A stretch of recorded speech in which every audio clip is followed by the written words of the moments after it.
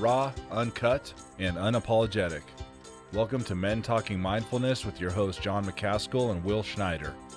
Here we focus on helping men and those with men in their lives solve some of life's complex challenges through understanding the practices of mindfulness and how they can help. Each episode is in an environment free of judgment and criticism, with a focus on authenticity and inner peace. Let's dig in.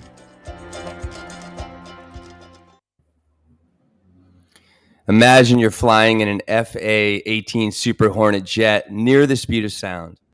Your plane malfunctions and you need to eject out of this jet at 695 miles an hour. And you land in an ice-cold Atlantic Ocean. This isn't a story out of an action fiction novel. This is what today's guest, Kegan Gill, experienced back in 2014. Hello, everyone. I'm Will Schneider. Welcome back to Men Talking Mindfulness, where my co-host, John McCaskill, and I break down and demystify an aspect of mindfulness and make it meaningful to you. We're back for another show. I'm really excited to talk to Kegan Gill today. John, how are you? Great to have you back. Great to be back for another episode. I think you have some announcements for us as well. Yes. Yeah, man, I'm doing great. Very excited about this show. Very excited to dig in here and learn all about Kegan and his experience. But yes, the announcements that we have been talking about this for a while, and we're going to continue to beat this drum. We have that Men Talking Mindfulness Adventure Retreat, September 16th through the 19th. And we'd love for you to join us and learn more. Go ahead and head to mentalkingmindfulness.com/retreat link, or listen to Will and myself chatting about it on the MTM episode that we did a few weeks back. We did a full episode on it. We'll put that link in the show notes. We also have the MTM summer merch sale going on right now with our new custom designed Super MTM t-shirt. If you'd like to see what this is all about, head to mentalkingmindfulness.com/merch. Now, that all said, let's go ahead and bring our guest up on the show. There he is. Kegan, good to see you, man. How you doing? Great. Thanks for having you guys. Yeah, good to have you here. So we'll run through your bio real quick, and then we're going to get into the show. So in 2014, U.S. Navy F/A-18 Echo Super Hornet pilot Kegan SMurF Gill survived the fastest ejection in the history of naval aviation at 695 miles per hour. His body was devastated, impacting the sound barrier, leaving him with a traumatic brain injury, broken arms, legs, shoulder, neck, and a wide variety of nerve and blood vessel damage. His parachute disconnect malfunctioned. I actually used to work on those, Kegan, so I was a parachute rigger back in the day, so it's probably one of us. But it malfunctioned and repeatedly drug him under the icy Atlantic Ocean while he awaited rescue. With lungs full of saltwater and severe hypothermia, he was rescued by a Navy H-60 Seahawk helicopter. After a dozen surgeries, 2 years of intense rehab, and overcoming prescription drug addiction, he returned to flying the F/A-18 Echo Super Hornet, and then had some more dramatic twists to his story. He is now on a continued path to healing via holistic means, including the use of psychedelic therapy, while he trains and competes in ultra-endurance events.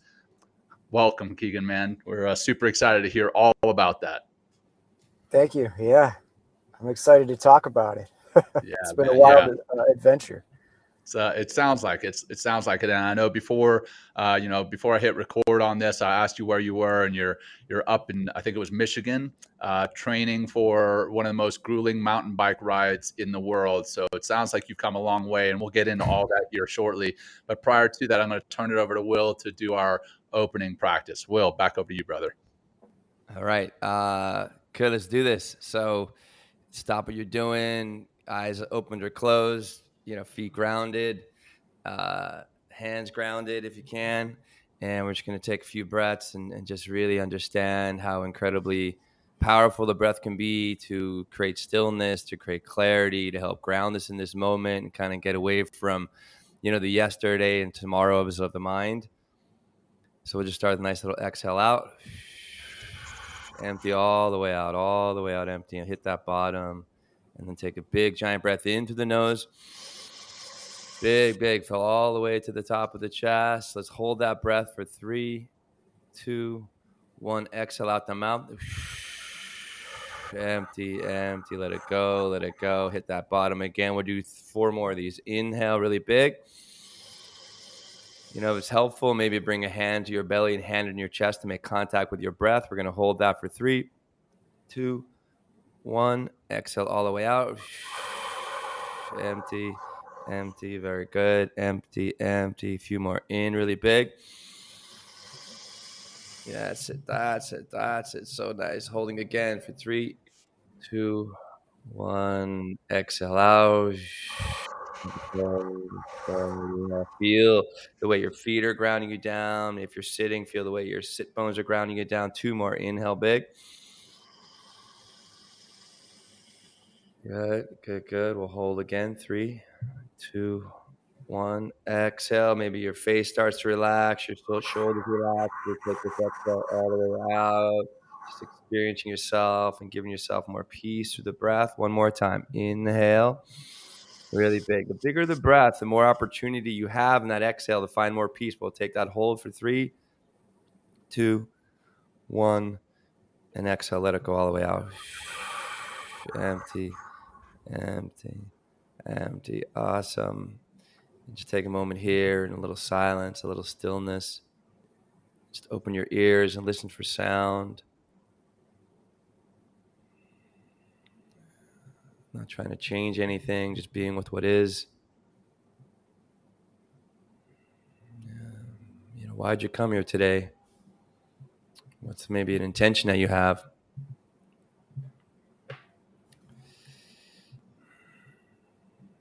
And we'll just close it. One more big breath in.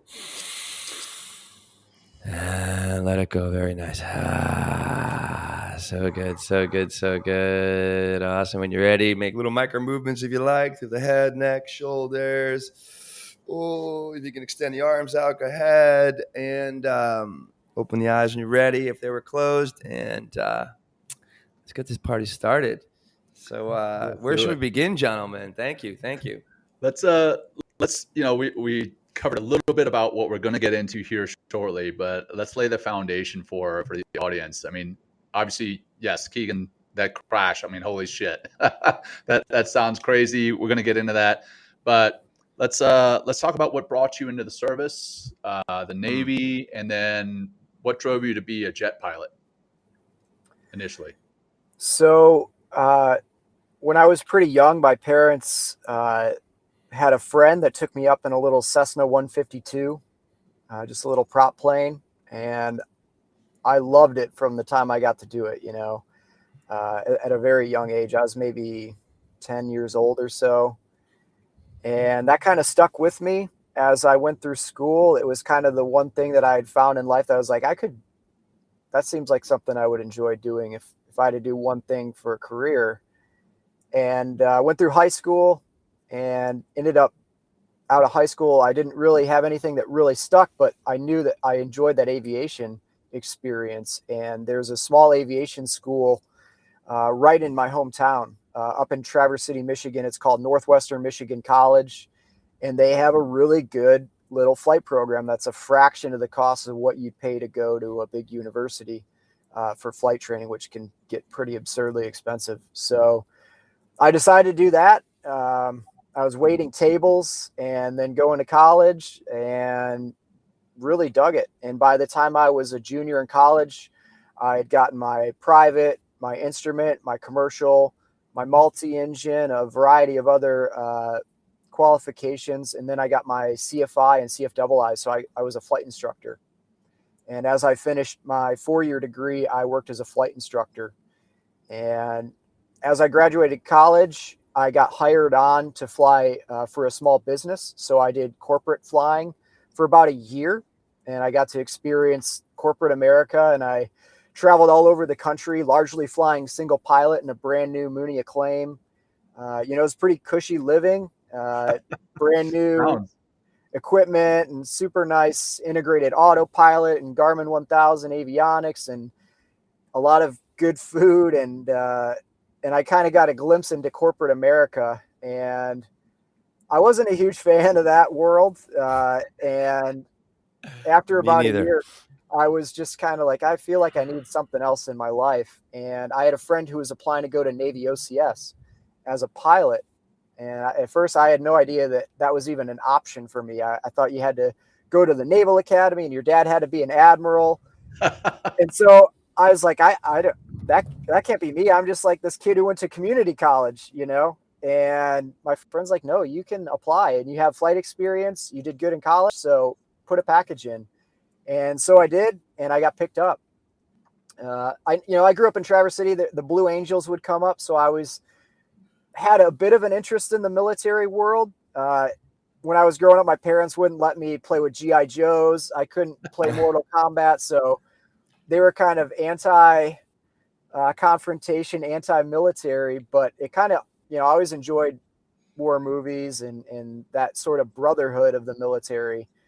And it seemed really appealing. And so I got in, and then I went to Navy OCS. And before I knew it, I was on my way to flight school. Wow. Yeah. What's that? What's the OCS mean? I'm sorry. I'm like the ignorant, military person. That's okay. That's okay. For other people out there, like OCS, what does that mean? Please, if you don't mind. Thank you. OCS is just an acronym for Officer Candidate School. It's essentially, it's basically boot camp. And you get to run around getting yelled at by Marine Corps drill instructors and salty old Navy chiefs. You get to drill with a rifle, do a lot of push-ups, run around yelling and getting beat up. So, okay, thank you for that. I'm sorry. In short, it's a hazing process to weed out people who aren't serious about it. Excellent. Yeah, Kegan, you're also like you're somewhat of a unicorn in that you already had your pilot training, you were an instructor, you are very good already. Typically, Will, for you and for some of our audience, a lot of those folks who come into the Navy, they come into the Navy to be an aviator, to be a pilot, but they have zero experience actually flying. Like they get to Pensacola and they wait for months, sometimes years even, just waiting to get into the training pipeline. And you've already got, I'm sure you still have to do that anyway to learn, to show the Navy that you could do it. But the fact that you had that as a background, I'm sure the Navy was chomping at the bit to get you into the pipeline. Yeah. And it was an advantage, I think, during the very first part of flight school. In some ways it was a disadvantage because I already knew how to do a lot of things my way. And I kind of had to relearn how to do everything the Navy way, which had its own challenges with that. But it definitely helped me out. I mean, there are guys going into the aviation program, they've got photographic memories and they're just way smarter than I am. And I was able to, rely pretty heavily on my aviation experience. And I had already built that skill set, which just the stick and rudder side of it really helped me a lot, at least initially. By the time I got into intermediate jet training, everybody was pretty much at the same level. So that was kind of a kick in the butt. And it was a challenge getting through, even with my aviation experience. It's very high standards and there's a lot to learn and everything is very detailed and there's a ton of memorization and rote processes you got to get down. And so I was working my butt off, but that's kind of what I came to do. And I took flight school very seriously and it paid off. By the time I finished primary flight school, I was in the top half of my class. I was able to select tailhook aviation. And then I went to Kingsville, Texas, where I trained in the T-45 Charlie Goshawk, which is a single engine jet. And after about 6 months in that aircraft, I completed intermediate training and got picked up for the strike pipeline, which is to go fly, in this case, F-18s. And nice. That went well, and I ended up selecting F-18 Super Hornets in Virginia Beach. And I went to VFA 106, where I did a year of training in F-18. And after that, I went to VFA 133, VFA 143, the Pukin Dogs in Virginia Beach, Virginia. Nice. And that's so. Okay, now you're there at Oceana. I'm assuming in Virginia Beach. Yep. And now you're flying your jet, and do you have at this time? Do you have your SMurF call sign? So no, it's kind of a funny story that ties in with this. I had been in my squadron for almost a year, And, I wasn't the new guy anymore. There was 4 or 5 newer guys than I, and a lot of them already had call signs. But I had been playing the small mouth, big ears role very well. So I hadn't really done anything to stick out. Smart man. They had a big whiteboard with everybody's call sign potentials on it. And all the other guys had dozens of really funny ones. And I had someone put a few desperate attempts up there, but I hadn't really stuck out in any way. And actually on this day that I ejected, one of the senior junior officers in my squadron came up and he's like, "Hey man, you just haven't done anything stupid enough yet to get a call sign." and then that day I ejected.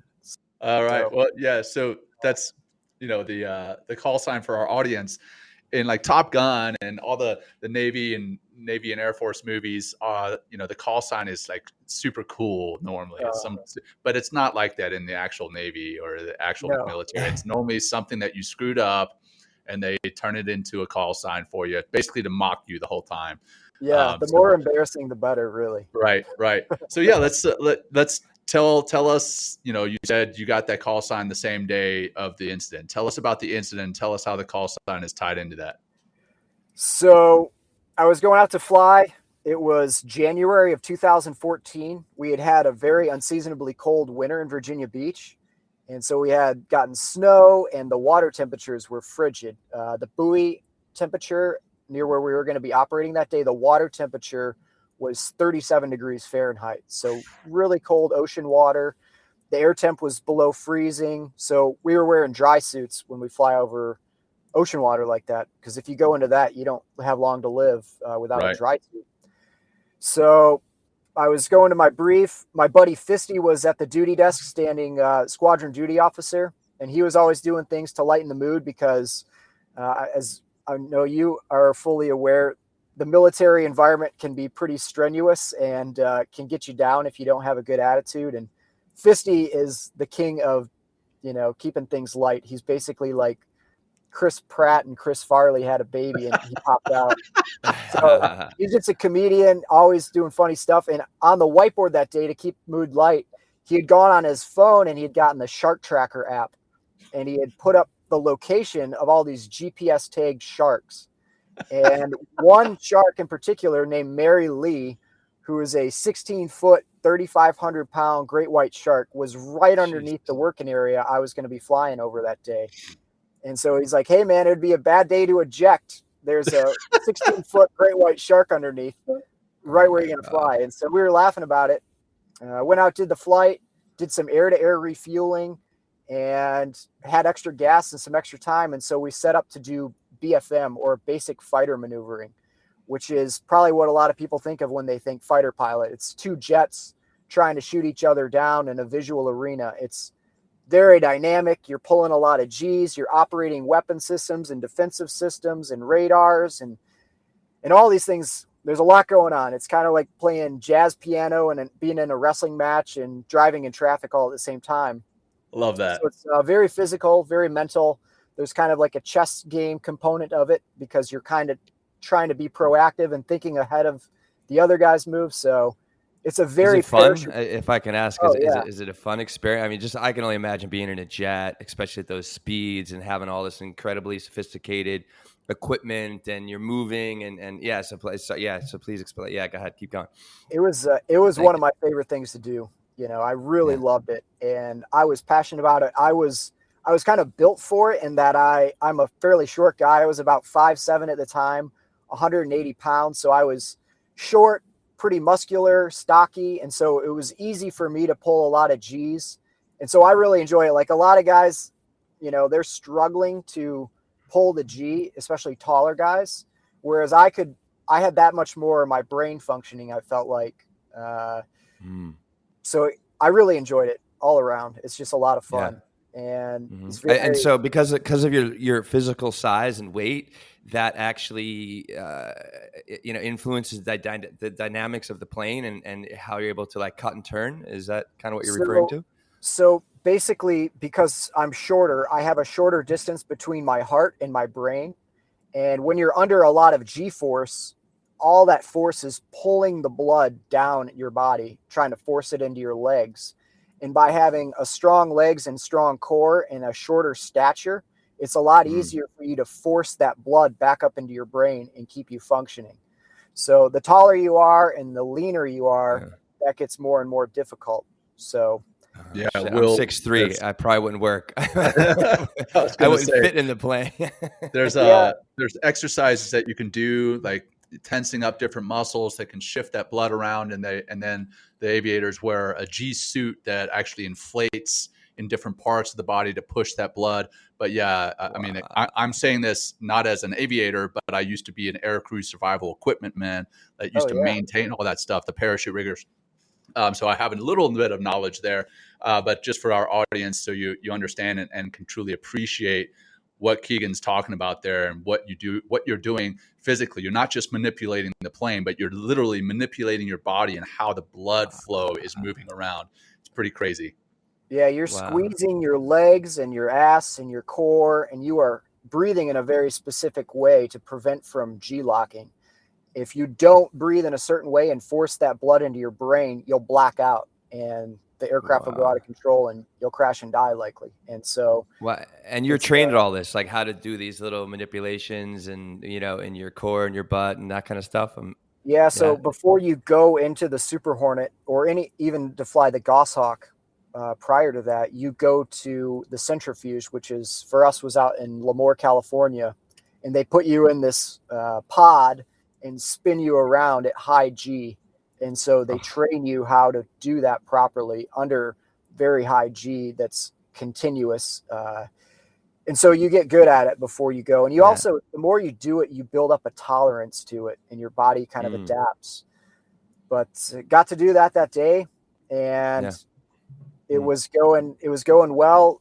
I was fighting against my commanding officer, my skipper, who had been doing this for nearly 20 years. He was a Top Gun graduate. He was very proficient, very good at it. And so he was kicking my ass, but that's the way the Navy likes to train you, throw you in over your head and figure it out. And so, my goal was just to suck a little less on each set.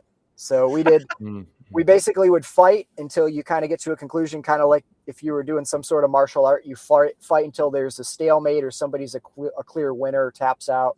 And then you reset. So we were on our last set of the day. We were almost out of fuel, and we had hit Joker fuel, which is right before you have to head back. So we reset down to bingo fuel, which is your no shit. We need to head straight back to the base or we're going to run out of gas. So we wanted to maximize our time in training. We set up a little lower and a little faster than we normally would, just due to the time constriction. No big deal. We pitched into the merge, which is, you can imagine like two medieval knights driving at each other near the speed of sound. And we blast by each other. And I opted to maneuver my jet. I was already partially inverted and partially nose low. So I just continued to roll the jet upside down and pull and executed what you could call like a split S maneuver, which is basically where I was just diving down at the ocean with the intention of coming back up.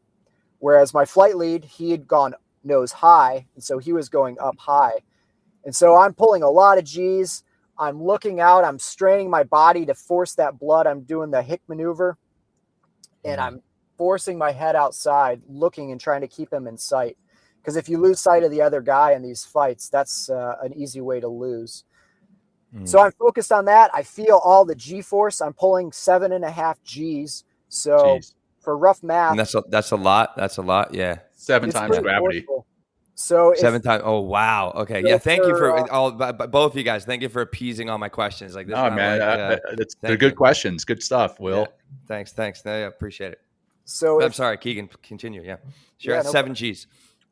So I'm at 7.5 G's. So roughly 8 G's for rough math. So if my head and my helmet that I'm wearing weigh approximately 20 pounds at about 8 G's, that's 160 pounds. So I essentially have 160 pounds on my head. And so your neck is working really hard to keep that weight up.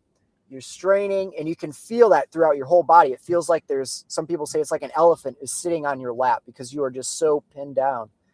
And I'm focused outside, and as my jet hits about bullseye nose low, so pointed straight down at the ocean, it had accelerated to a point that triggered a system in the jet, which is called the G bucket. And you can think of this like going around a sharp corner in a sports car and then having the steering wheel kick back halfway, which was pretty untimely. At the time, I mean, this is all happening in just a few seconds. I just felt the jet settle. I just felt that ease and the weight on my head. So it went from feeling like there's 160 pounds pulling on my head to feeling like there's about 80 pounds on my head, rather. And so it eased up drastically, and I felt that, but I still had the stick all the way in my lap. And so I was kind of like, what the hell? Why is the jet not turning? And with that ease in G, it eased the turn performance drastically. So I was basically just stuck in a dive at the ocean at this point. And I just went from over 2 miles up in the sky down to just a couple of thousand feet above the ocean in just a few seconds. And I could sense the ocean just coming up at me very rapidly. And 2 seconds before I impacted the ocean, I pulled the ejection handle. 2 seconds. Wow.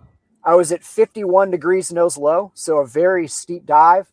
And I was going 695 miles per hour, which was 604 knots indicated airspeed, or 0.95 indicated Mach, which is 95% the speed of sound. And I was in what's called the transonic region. I was at the sound barrier, essentially, when I ejected, which is about the worst place you can eject, because, you know, back when they were test piloting and trying to break through the sound barrier, all the engineers were saying you cannot get through the sound barrier because the drag is just so forceful. The jet cannot get through it no matter what we do, which they eventually proved you could get through it. But that is a region where the drag acting on the aircraft, or in this case, my body, was tremendously forceful. And a normal ejection below 200 knots, straight and level, best case scenario, guys still get flail injuries, guys still get neck injuries, get their spines compressed. It's a very violent, last resort to get you out of the aircraft in under a half second. It's basically a rocket. As soon as you pull that handle, there's a rocket motor that lights off under your ass and shoots you out of the jet. Instantaneously, you get about 50 Gs acting on your body, and that eases down to about a 14 G sustained boost out of the cockpit. And so just that force is very violent. And then I hit that airflow, which was like getting hit by an explosion, a 700 mile per hour explosion. And to put that in context to what that would be like if you've ever stuck your arm or your head out a car window going down the highway at like 70 miles per hour, well, that parasitic force or that parasitic drag that you felt acting on your arm or your face, that is exponentially stronger as you increase. So at 700 miles per hour, that force was 100 times stronger than what you would feel at 70 miles per hour. And that was so forceful, it ripped my helmet off my head, gave me a traumatic brain injury. I broke my neck. I broke my left scapula, my shoulder. Both my upper arms broke. My right humerus and my upper arm broke and tore through my brachial artery. So I was bleeding out profusely internally. My left forearm, my radius and ulna shattered in multiple pieces. My lower legs flailed around so violently. I had steel-toed boots on, and the steel-toed boots, as my legs started to break and flail around, became like a mace, like a medieval weapon, just smashing my tib fibs apart. So I had big open fractures. Chunks of my tibia fell down for like little snacks for Mary Lee as she worked below me. And so I was just destroyed. I had a variety of different nerves were severed, brachial plexus injury, median nerve was severed, nerves in my leg were severed, and all this artery damage. And I had ejected so fast it shredded the survival gear off of my vest. And it ripped open my dry suit. And within a couple seconds, my parachute opened just quickly enough to keep me from dying on impact with the water. And then I plunged into that ice cold Atlantic Ocean in fairly rough conditions. And if you've ever been conscious during this ejection process, I'm sorry to stop you, but like what was happening? Like, so if you can just kind of go, was this a memory you're speaking from, or this was like, I have retrograde amnesia from a lot of it, but between the little bit of memory snippets that I still have, and then I've been able to recreate the whole story based on the air data recorder that came out, the black box that came out with the ejection seat. We were able to get all the aircraft parameters from talking to the on-scene commanders, the rescue swimmers, and we've been able to recreate everything in very good detail. And there was a whole mishap investigation as well, which was where they were able to really pick it apart and figure out what happened. So it's kind of a combination of all those sources that I've been able to really piece it back together as accurately as possible what happened. And so, okay, so you're going in the water. So thank you. Yeah. So 37 degrees with what was the shark's name? The 16-foot shark's name Mary waiting Lee. for you. Mary Lee waiting. Okay. Yeah. And if you've ever been in water at that temperature, it feels like needles on your skin. It's so cold. And when your head goes underneath it, it's like brain freeze. It hurts so bad. And now my parachute that had just saved my life sunk underneath that ocean current. And there's a system that malfunctioned to disconnect me. You know, some of our survival gear is like Vietnam era equipment. And so it unfortunately in this case didn't work very well. The goal of the SMurFs is, because upper body injuries are so common in high speed ejections, they put a system into the harness that basically automatically connects your parachute. So you don't have to reach up and manually disconnect it with broken arms, which in my case was impossible. My arms didn't work anymore. They were just flailing little limp things at my sides. And so one of the SMurFs fired once it got into the salt water, but it didn't disconnect. The other one didn't even fire. So that parachute didn't disconnect properly and sunk underneath the water, and the current grabbed it.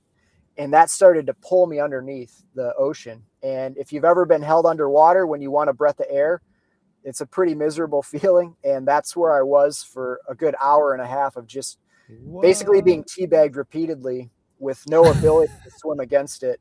My dry suit had shredded, so it quickly filled with that cold ocean water and also became like a sea anchor. So I was just this soggy, wet bag just getting pulled under repeatedly. And in my mind, you know, there's this big great white shark underneath me that could come up and finish me off anytime. What was helping you pull back up? I mean, because your limbs are broken, you no ability to swim. So what was helping you, kind of keep to surface and stay alive for 90 minutes? I mean, it's not like this is 5 minutes, 90 minutes. Fortunately, my LPU, my life preserver unit, automatically inflated around my neck. And it's basically this little inflatable system around your collar that inflates up. And that floated just enough to occasionally allow me to float to the surface and get a quick breath of air before it would pull me back under. Wow. But at least something was working. Yeah, that's about the only piece of my gear that actually worked. My beacon malfunctioned, so there was no beacon on my position. Fortunately, my flight lead saw me go down, and he dropped a GPS mark, so he knew my location. And he quickly coordinated with air traffic control to get more aircraft on my position, as he was almost out of gas at this point. So he had very limited time. And what fuel and time he had left, he got down very low and very fast. And there was a fishing vessel about a mile away from our position. And he was able to buzz or thump their bow, which is he got really low and really fast and flew over the bow of their boat and just, created like a shockwave of air that got their attention. They switched up to maritime guard, which he was able to communicate to them over the radio at this point and get them back to my position. The fishing vessel wasn't able to provide a whole lot of help, but they did provide a visual reference for my rough position because my reflective helmet had ripped off. So all I was this little tiny dark head bobbing around in the open ocean that was continually getting pulled under. So it was very difficult to see my position. He got other aircraft on scene. At this point, there were multiple rescue helicopters coming in. The Coast Guard had sent a helicopter initially. They had gotten a boat out that way. And after that hour and a half, a Navy H-60 Seahawk helicopter showed up from two different squadrons, one from HS-9, which was operating off an aircraft carrier nearby, and then another one from HSC-28, who was actually about to go do a mission with the SEAL teams, and they weren't even equipped for they weren't equipped for a SAR, a search and rescue, but they came anyways. And the first helicopter that showed up, there was a miscommunication of my position, and they weren't able to get eyes on. And their rescue swimmer had gotten in the water, but he wasn't coming to me. Fortunately, the other helicopter from HSC 28 saw my position, and their pilot spotted me first, flew over to my position, and their rescue swimmer, Cheech, is his call sign, jumped in and came to save me. He said he hooked into my titanium D-ring, which is on my harness. And as he hooked into me, he said the force of that parachute just drug both of us deep under the water. And my God. You know, he's a rescue swimmer. He's a strong swimmer, but there was nothing he could do or I could do to keep that force of the parachute from just pulling us deep under. And he said he was used to training in a pool where he gets pulled under and seeing the bottom of the pool and it being very comforting. But in this case, we got pulled under, and he said he just looked down and it was just this dark blue abyss. And luckily his training, he got out his knife and was able to cut all the paracord off of me and get us back up to the surface. Got me back up into the helicopter, and then we headed to Norfolk General, which is a level 1 trauma center in Norfolk, Virginia. The ride there was how far? Sorry, Kegan. How far off of shore were you? Like, how many miles into the ocean were you? I was approximately 50 miles directly offshore of Virginia Beach.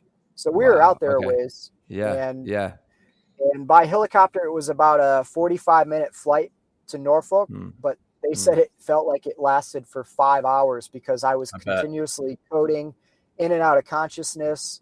They were having to resuscitate me a bunch of times, and it was pretty difficult for them, thinking I wasn't going to make it. But they got me back, got me to the ER, and luckily the dream team was on. I can imagine. So my wife works in trauma here in Colorado Springs, and, you know, she tells me everything that happens. Like, people get run over, people fall off of a motorcycle or a moped as they're drinking, and occasionally there's a gunshot wound, but it's like one thing, right? One thing is broken on most of these people.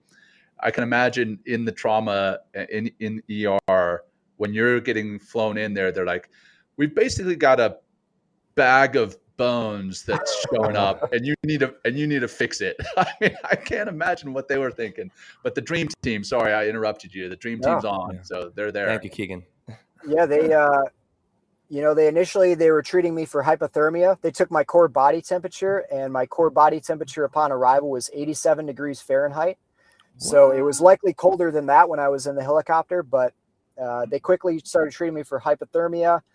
They said, had I not had that severe of hypothermia, I would have bled to death in my dry suit. So it ended up being this wild twist. Yeah, I was wondering that. Because the cold water, like, it almost suspends, you know, the body in some way in time. But yeah, I mean, so there it is. So effect, right?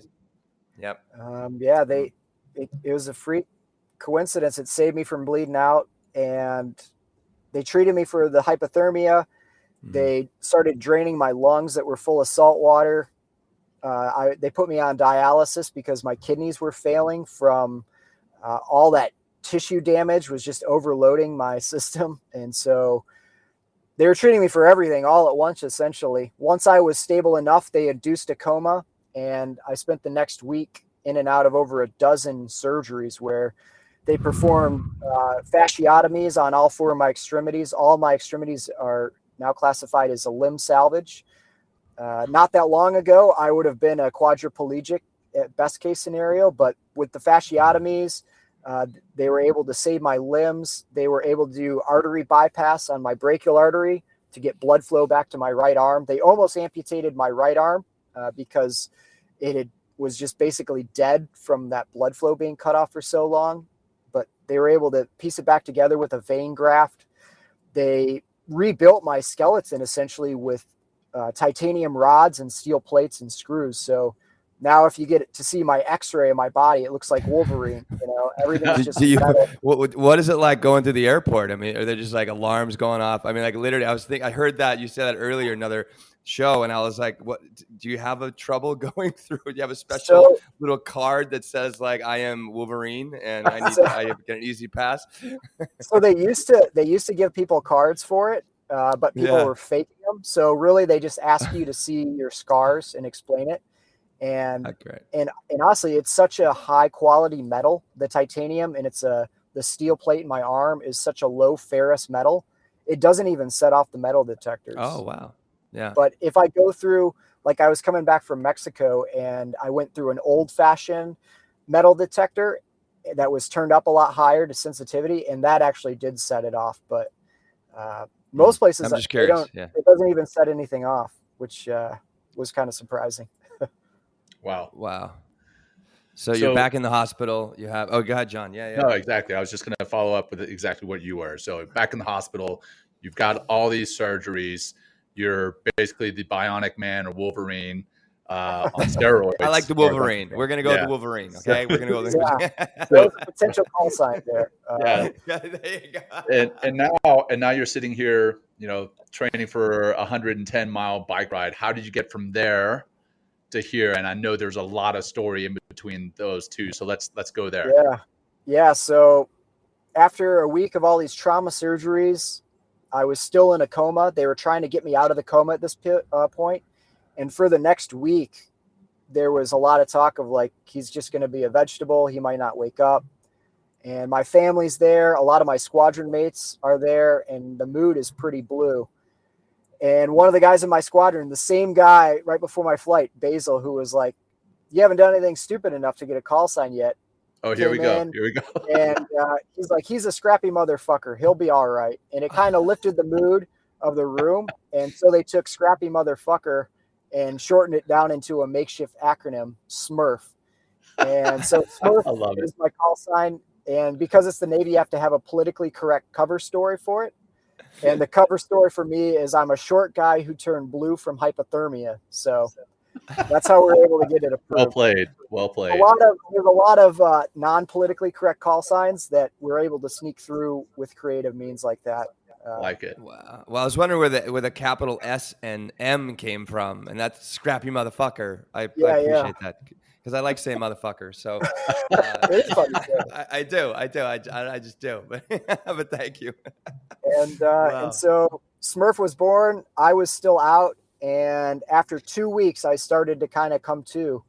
And some of my first memories were I could hear people in the room that I recognized, and I was able to open my eyes and see familiar faces. But it was like waking up out of a dream. I had no idea how I'd gotten there. I had no idea I was in ejection. A combination of all the drugs that they already had me on. I mean, I was on fentanyl and Dilaudid and oxycodone and OxyContin, amitriptyline, tramadol, trazodone. Like they had just put a cocktail into me for pain management. And so I was between that and the head injury, I was really out of it. I remember trying to move, and I thought the little wool blanket over me was made of lead or something and was tied to the table because I could not sit up, but it was because I was paralyzed. And the doctors eventually came in. Like everybody was very happy to see me.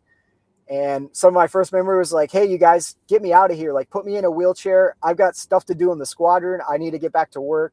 And they're like, no, you don't understand. Like, you're going to be here for a minute. But I was like, no, I'm fine. I don't need to be here. I'm fine. Like, look, I can. And they're like, you can't even move, man. You're paralyzed. And so docs and the nursing staff eventually came in, and they were just trying to be real with me. And they're like, hey, you're likely never going to walk again. You're not going to use your arms again. Your military flying career is most certainly over.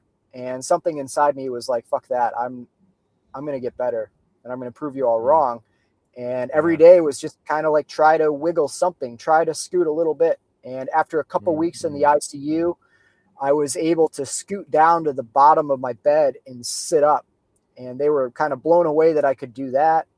They transferred me down to the Polytrauma Center in Richmond, Virginia at the VA there, which is a center specifically made for veterans with advanced multi-injury cases. So there was a SEAL team guy there from he was on the EOD that his parachute had malfunctioned and didn't open. And he basically fell several hundred feet without a parachute functioning and just destroyed his legs and his hips and his internal organs. There are a lot of guys there with IED injuries, RPG injuries, just dudes that have been blown apart. And so it was a pretty incredible crew of people there. The staff was very caring. Like, to work on the unit, you had to have excelled and been promoted to work there. So the staff was really good. They had just redone the facility, so it was very new. Every room had a TV in it. So What was the vibe? What was the vibe, if you can, of like the patients and the nurses and the doctors? Was it very proactive and very encouraging, or was it something else? Just to kind of get the energy of this hospital kind of in play. Largely, the therapists were very positive and friendly. A lot of the physicians rarely saw you and were kind of disconnected from the process largely, other than once in a while they'd come and check up on you for a couple minutes. But largely the staff was very good. Some shortcomings there that were pretty dramatic were the food was absolutely atrocious. They prepared it about an hour and a half away. To begin with, it's this overly processed, just junk food. It's stuffed into metal boxes and then driven about an hour and a half to Richmond. So by the time you're getting it, it's this like reheated, semi-warm crap food. And for example, what was supposed to be one of the better meals while I was there was called the Holiday Feast. And the Holiday Feast was what looked like the slimy sliced deli turkey meat that had been put on the half off rack because it was about to go rancid. Just kind of like slimy on the outside, shimmery looking. And then the potatoes were from a box because they still had like the chunks of dried potato in them. The gravy on top looked like they had poured it out of a canned dog food. It still had can rings in it.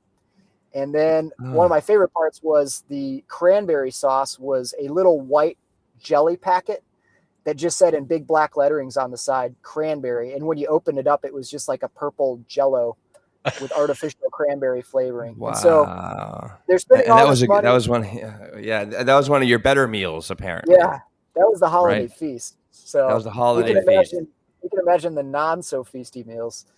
And and also, the sleep was really poor.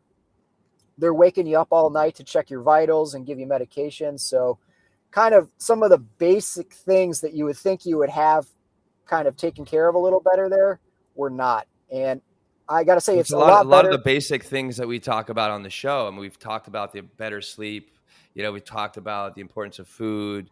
We talk about hydration, and all of these things in order to really heal the body, heal the mind, especially in such a, your body is in such a crisis and it needs, good fuel, good food, it needs good rest, like deep rest, long rest. And it just sounds like the perfect storm for exactly what they're trying to not do, is to help you to heal. It's like we're putting you in a prisoner camp and trying to get you to speak. What are we going to take away from you? Your sleep, your food.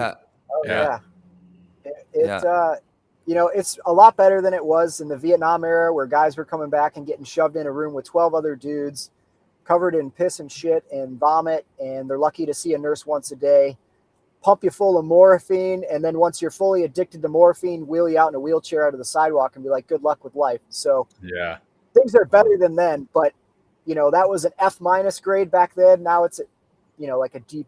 So there's still a lot of room. So much better. And a lot of room for improvement. They spend a lot of money on all these things, all these TVs and equipment and really good staff and all the pharmaceutical drugs that you can imagine.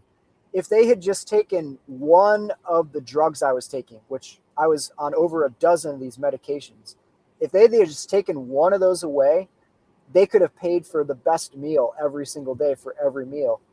But that's not where the money goes. And so I worked every day very hard. I was in therapy all day, every day. I was doing speech therapy, vision therapy, occupational therapy, physical therapy, kinesiotherapy, and everything in between to try to regain function. And after 3 months of that, I was able to get around on a walker, and I was discharged. And then I went to do outpatient therapy at Naval Hospital Portsmouth in Portsmouth, Virginia. So I went back to living in Virginia Beach. My buddy Fisty kind of took me in under his wing and moved me in with him and started keeping an eye on me with my buddy Vinny. And those guys got me out doing stuff right away. Like, I could barely walk, but they took me out on their boat. Like, I had to have people carry me and put me in the boat because I was still largely paralyzed. But they got me out on the water at Virginia Beach. Once I got a little better, I went on a surfing trip down to the Outer Banks with my buddies. I could barely put on my wetsuit, and I still went out surfing anyways. I got beat up and held under, and I probably shouldn't have been out there, but kept popping up to the surface and getting a breath of air with a big smile on my face. This is My 4 months, buddy- you said, after the ejection? Yeah, this is the following summer after. And after about a Okay. year, I was out surfing, sort of, really just getting Dude. beat up by the waves. How I did that was doing feel physical emotionally? therapy. How did that Yeah. how did that Oh, feel emotionally and mentally? Like, you're in the water. Last time you were in the water, you were almost dying, and now you're in the water, and you're not able to surf as you may have once been able to. How does that feel? I mean, it was, there was frustrations with it, but at the same time, I was just so happy to be alive that I was down to try anything and everything. And I loved it. I loved getting beat up by the waves. And it was kind of like getting back on the horse again, and getting held underwater and seeing how that would affect me. But it was, in a way, it was kind of therapeutic to be like, okay, I got held under a big wave, almost drowned again, but I'm still okay. And it was hugely therapeutic. Good One of for my you, man. squadron mates, his wife was a physical therapist, and she started working with me basically full time on the side. And she showed up day one for therapy with a Nalgene bottle, and on the side of it, it said "Patience Tears." So she was all about like kicking my ass, and that was awesome. That was Aunt Smugs, or Amanda. She really helped me improve and get me back running. I had a cane the first day. She snatched it out of my hand, and she's like, "I don't want to see you walking with a cane anymore." And Wow. so after 2 years of this, my buddy Spicoli got me out downhill mountain biking again. I could barely hold on or use the front brake, and I was going down these hills. And Yeah, what was your strength at this point? Like, as far as like, where you are now or where you were, prior to this accident, like, at what level were you at physical capability and strength and mobility, if you will? Like, if you give a percentage or if you want to describe it a little bit more, I'm just curious. I mean, my strength was drastically reduced. Going into the accident, I was pretty muscular. I was doing a lot of CrossFit and Olympic lifting and running, and so I was in really good shape and pretty 180 at stocky 5'7". built. That's nice and stocky. Yeah. And so a lot of that muscle had just atrophied away from the nerve damage. So my upper body was extremely weak. I mean, I couldn't pick up a gallon of milk with my left hand, and I could barely pick it up with my right hand and carry it. So my grip was drastically reduced from that brachial plexus injury and then the median nerve injury in my arm. Like, I had very limited function, but I had undergone more surgeries. They had done some tendon transfers and had done a whole lot to help separate my bones that had all fused together to give me more mobility. And after 2 years of intense therapy and like getting out with my buddies, that really helped lift my spirits. I went back and I went back to flying Super Hornets, and I had to go through this crazy process to get all these medical waivers. But, my spirits were bright. Mentally, I was feeling good, and physically I was getting back, and I was able to max out the Navy physical fitness test again. And I was literally running circles around a lot of the people at my command, and like, holy shit, he's good to go. And so I went back to VFA 106. I retrained in the F-18, and then I was stationed with VFA 136 Nighthawks at NAS Lemoore in California, flying F-18 Echo Super Hornets again. And I thought I was back. I thought, I had overcome it all and was good, and I was only going to get better. But we were on a detachment at Tyndall Air Force Base doing a weapons exercise. And I went out on a flight. I got to fire a live AIM-9 Mike Sidewinder, a heat-seeking missile at a drone, and then do what's called DAC, which is dissimilar air combat training, which is dogfighting another jet. And a Hawaiian Raptor squadron flying F-22 Raptors was there at the same time. And so I got to go out and dogfight against this F-22 Raptor. And that was awesome because those things are like spaceships, And I came back from the flight. I was in the debrief watching my tapes, and I realized I remembered everything from the fight with the Raptor, but I could remember very little from the missile shoot. And so that was pretty concerning. I went back to my hotel room. I tried to get some sleep that night. I couldn't really sleep. And the next day I was on duty, just kind of answering the phone and the radio and coordinating the flight schedule, and just didn't feel that great. Went back that night, and I was trying to set my alarm to get up the next morning to go on a flight, and I couldn't do the math to set my alarm clock. And I was trying to sit down on my bed, and I got extreme vertigo. It felt like the room was tumbling backwards. And so there was something seriously wrong. And at the time, there had been a lot of issues with decompression sickness in the Super Hornet community and the F-18 community in general, which was caused by a faulty system in our pressurization system, our ECS, or environmental control system. And so there had been a lot of pressurization issues where the cabin pressure would randomly fluctuate violently. And a lot of people are familiar with decompression sickness. If you're a scuba diver, if you come back up from down deep too quickly, essentially the nitrogen and the bubbles in your blood come out of solution. And when those little bubbles get into your joints, it can be very painful. They call that the bends. And that's type 1 decompression sickness. Type 2 decompression sickness is when those little bubbles start to form in your brain. And they can cause all sorts of mental dysfunction. They can even kill you, give you an aneurysm, stroke-like symptoms. And so in my mind, I was like, maybe this is decompression sickness. Maybe my jet had overpressurized or underpressurized. And that's what it was. That's why I'm having these mental issues. And so our safety officer, Squeezer, drove me to Mayport Dive Base, which was fortunately only 20 minutes away from a hotel.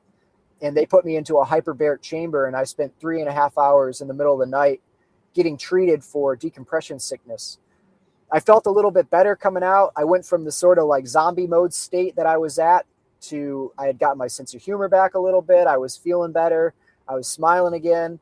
And the next day I came back in to talk to the doc there, and he's like, you might have had decompression sickness, but considering your medical history, I think you should see medical when you get back to Lemoore, which, in the military, that's the last thing you want to do because that can end your career very quickly, especially after having gone through everything to get back in the jet that I had done with all the waivers and everything. And so I didn't want to do that, but I also didn't want to hurt somebody.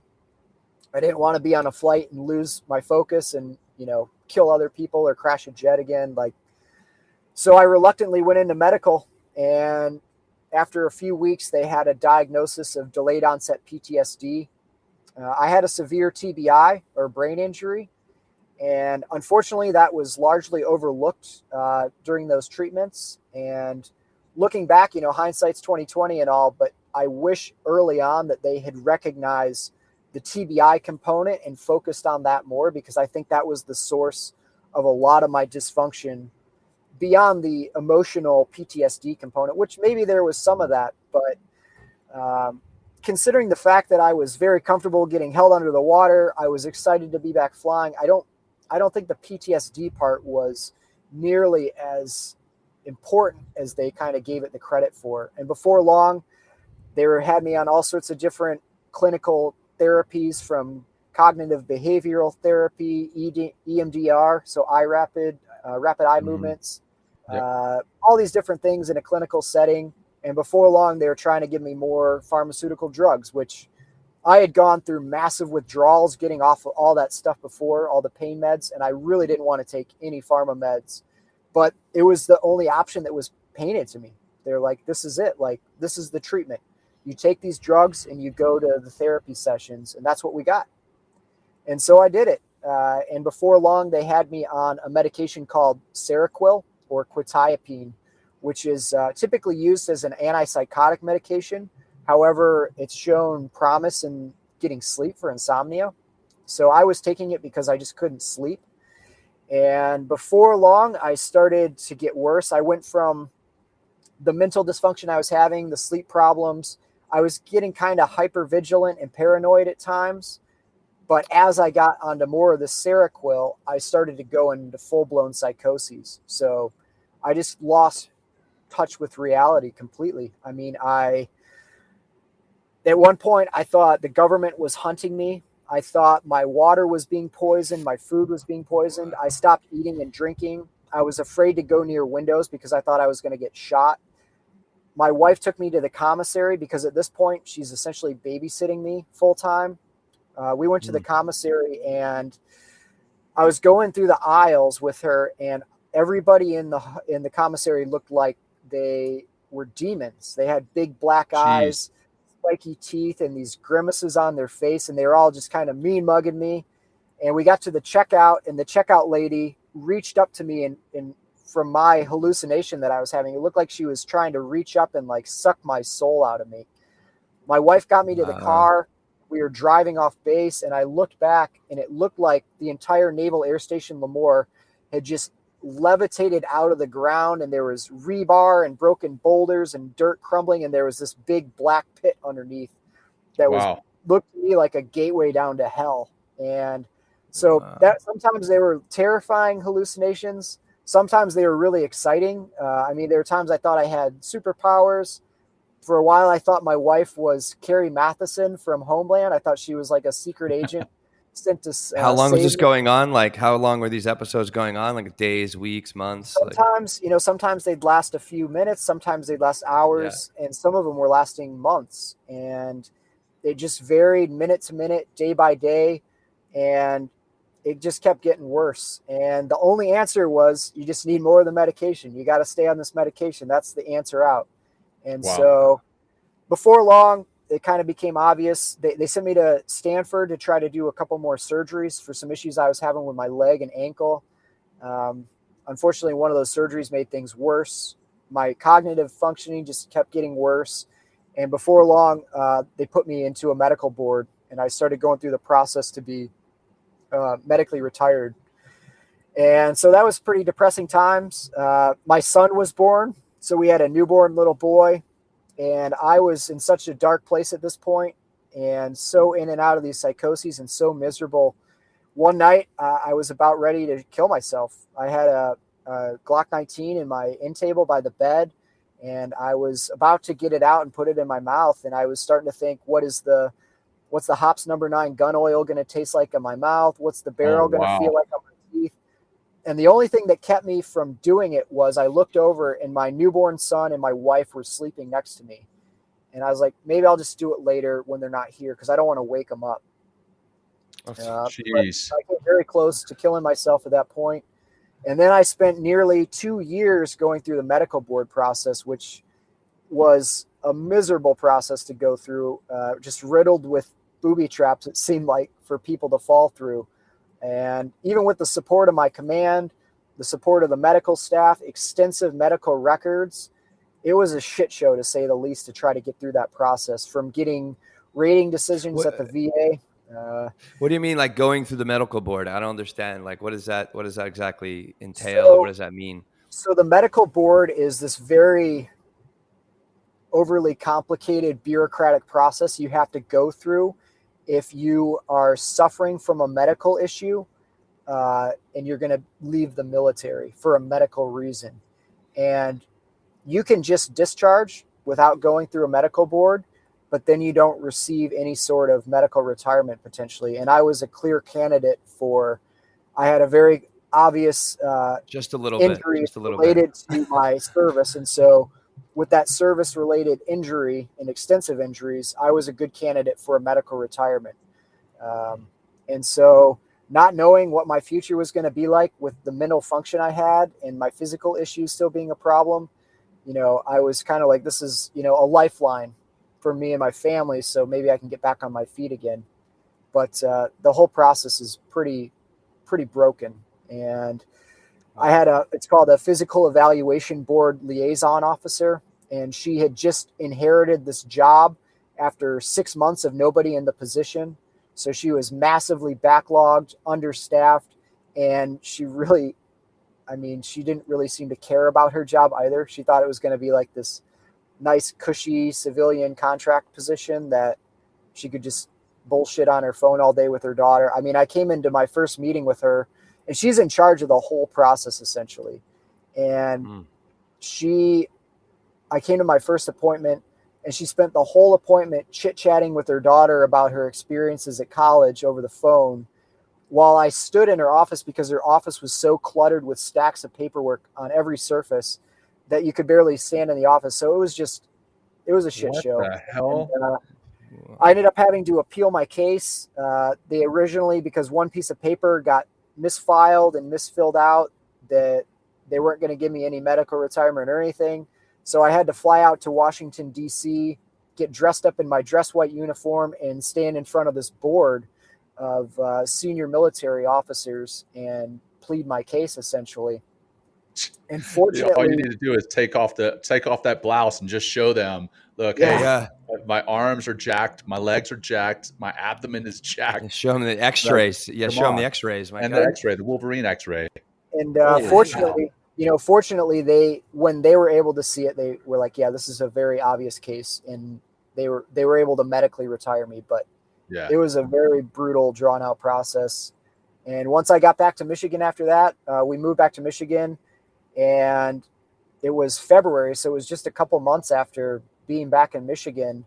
They had increased my Seroquel dose from 300 milligrams a night up to 450 milligrams a night. And the decision behind that was just, it'll make you better, even though that was just the vicious cycle I was in. Is like, I'm having these issues, but the only answer is to give you more of this medication. That's actually, looking back, it was making everything worse. Yeah. And within 2 nights of taking that higher dosage of medication, my wife found me. I was completely naked, except I had a black plastic garbage bag tied around my neck like a cape. I had shaved off my hair on my head in big chunks. I had shaved off my eyebrows, a little of my facial hair I had shaved off. And I was about to go out into the snowy Michigan weather dressed like that to fight crime like a superhero. And so my wife called the VA, called my psychiatrist, and he called the police. And before long, a squad car showed up in our driveway to take me to the hospital.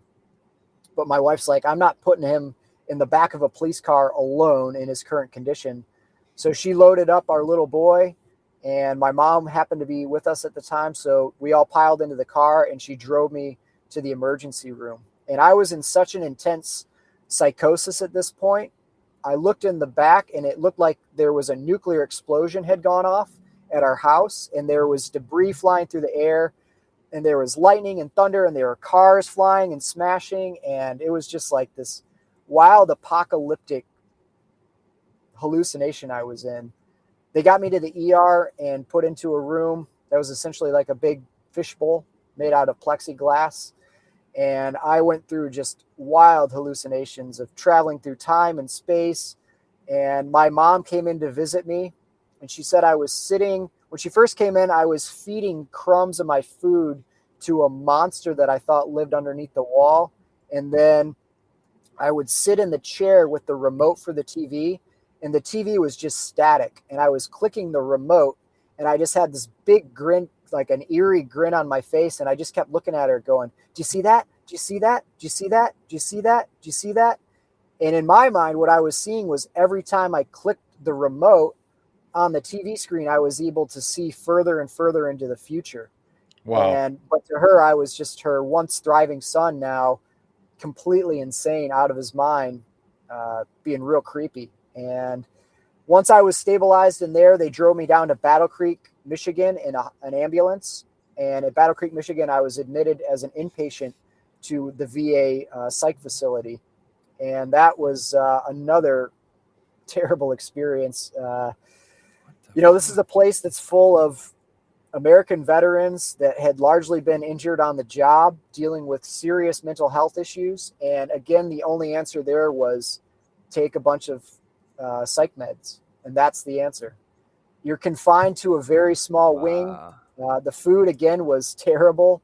No Jesus nutritional Christ. value. There's plenty of Nutter Butters and Oreos and Doritos, but there's not a Sugar. What about exercise? Are we able to exercise and get out and do shit? We were lucky to go outside once a week. And when we did get to go outside, we were confined to the small concrete yard that was in between all the buildings. So there was no touch with nature. There was no outside time. Sleep was awful. There's people yelling and moaning. You're in a room with other guys.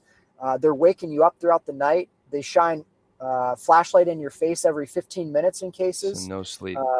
So it's basically all the things you would do to a prisoner of war to break them. Yeah. And you're already at the lowest point in your life. You're already driven out of your mind. Now you take an elite warrior, you put him in that scenario for a couple weeks with no food or crappy sustenance, no sleep, confine them, they're going to start to have potential hallucinations and things. So and what was your feelings going through all this? Like in this, like, so you get in this psych ward, and like, what was, like, were there moments of clarity that you were experiencing, or, were you able to like ask questions or ask more help or ask, questions about why you're being treated this way, or were you just completely, drugged and therefore like, incompetent, or not even. Yeah, I had lucid moments. Initially, I was really out of it. But as I kind of came to, I started to see what was going on, and I was very frustrated by it. One, I had been voluntarily admitted, which was supposed to mean that I could leave at any time I wanted. When I attempted to leave and said I was ready to go home because I thought this place was detrimental to my health, which it was, they said, no, you can't leave yet. And my family was advocating to get me out of there, but they just kept saying, no, we're going to review his case in another week. And they just kept kicking it down, and we'll do it next week. We'll do it next week.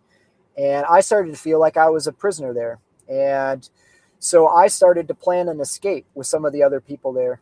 There were several people there who, through their battles with mental health, had been in and out of the federal prison system, had been homeless, and, had battled with drugs, and bad things had happened to them. And every single one of them that had been to federal prison agreed that they would rather be in federal prison than in the psych facility we were in, because the food was better, the sleep was better, you got to go outside every day. So as an American veteran with serious mental health issues, you're literally treated better as a prisoner in our prison system than you are as a veteran in this case. That's awful, man. And I was so angry by that. I started collecting warm clothing. I started collecting non-perishable foods.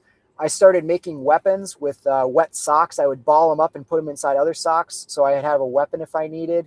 And I started coordinating with these other guys on getting out of there. And my plan was I was going to pull the fire alarm. And in the middle of the night, one night, I went out and I pulled the fire alarm thinking that they would take us outside, and those of us that wanted to could scatter. There were a lot of guys in there that were just so zonked out on drugs, like they would have just herded them back inside. But those of us that wanted to could have gotten out of there. But apparently somebody had already tried this trick. And after I pulled the fire alarm, they brought me into a room and they said, either we can force this on you or you can just cooperate. And they had a syringe full of what's called Haldol, which they proceeded to inject me with. And the feeling of Haldol for me felt like there were insects underneath my skin throughout my entire body, trying to chew their way through my skin. I just wanted to rip my skin off and scream. I was extremely restless and agitated and uncomfortable. And I mean, if that's not torture, I don't know what is. It was miserable. And, that lasted, I don't know how long it was. It seemed like a long time. Maybe it was an hour when those effects finally wore off. And then they proceeded to drug me more until I was basically just drooling on myself. And while I was in this kind of drooled out state, they brought me into a room to speak with an attorney that was supposed to be representing me. But all she did was have me sign my name while I could barely think clear on a piece of paper that deemed me as mentally defective permanently. And it put me on a registry with the Law Enforcement Information Network. So if I get pulled over now, I'm essentially treated like I'd committed a felony. I'm no longer allowed to purchase a firearm. And now to this day, like these things this still affects you. That signature still affects your life now. How is that even legal to get you to sign something when you're in that mental state? That's insane. It makes no sense to me. And I'm gonna go through the process to fight that and get that reversed. But it's something I got to deal with legally. Yeah. And, well, hopefully this show will help with that. Maybe somebody watching will help you out. Or somebody listening later will help you out with that. Man, that's crazy. Yeah. I can't believe that. But my family got me out of there through being a strong advocate for me. Luckily, my wife is a ER trauma nurse, and so she had a lot of experience dealing with psych patients. My mom's a physician. My dad works in healthcare. And only because they had their medical background did they allow them to take me home. I mean, if it was up to the Battle Creek VA, they would still have me there today, I bet. And just drugged out of my mind like a lot of the other guys walking around like zombies in that place. Wow. And how long ago is this? When were you actually released, and how did that happen? This would have been February of 2019, February to March of 2019. And so it's been a few years now. And once I got home, I started to actually get, I got to be in my room and get some sleep and eat healthy food and be with my family and get outside. And it took over 6 months, but I eventually came out of that psychosis. But again, you got to take your quetiapine or your Seroquel, and they were still pushing that on me. And I started to look for different ways out of this, because I knew it was not working, and I knew it was making me worse. I was just getting more angry, more cut off, more depressed. I was yelling at my little boy over nothing, and I had just become this shell of the person I once was. I was miserable. Just doing the dishes for me was overwhelming work. And my mental function was very poor at this point.